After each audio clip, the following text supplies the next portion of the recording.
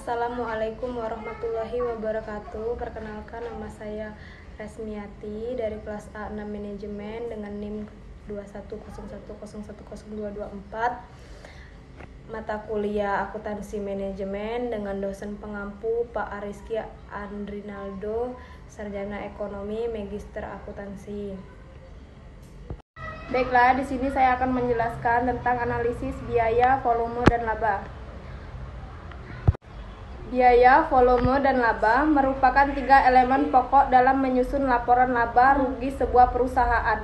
Biaya, volume, dan laba, studi mengenai hubungan antara pendapatan biaya dan laba dikenal sebagai analisis biaya, volume, dan laba. Break-even point, titik impas, titik di mana pendapatan sama dengan modal yang dikeluarkan, tidak terjadi kerugian atau keuntungan, atau laba dan rugi mendapatkan nol. Break-even point, perhitungan atau penutupan BEP tergantung pada konsep-konsep yang mendasari atau asumsi yang digunakan di dalamnya.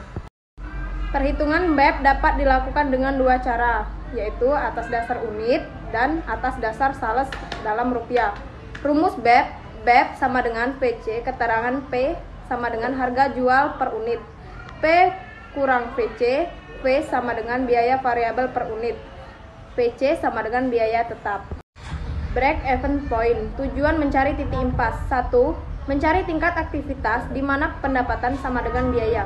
2. Menunjukkan suatu sasaran volume penjualan minimal yang harus diraih oleh perusahaan. 3. Mengawasi kebijakan penentuan harga. 4. Memungkinkan perusahaan mengetahui apakah mereka beroperasi dekat atau jauh dari titik impas.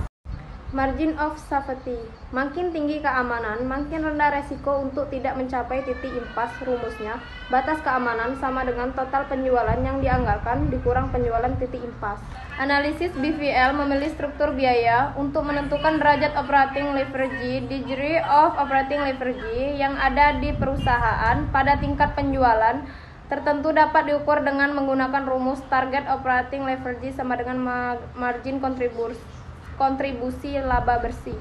Analisis BVL memilih struktur biaya operating leverage adalah ukuran besarnya penggunaan biaya tetap dalam sebuah perusahaan. Semakin tinggi biaya tetap, maka semakin tinggi operating leverage yang dicapai dan semakin besar pula sensitivitas laba bersih terhadap perubahan penjualan.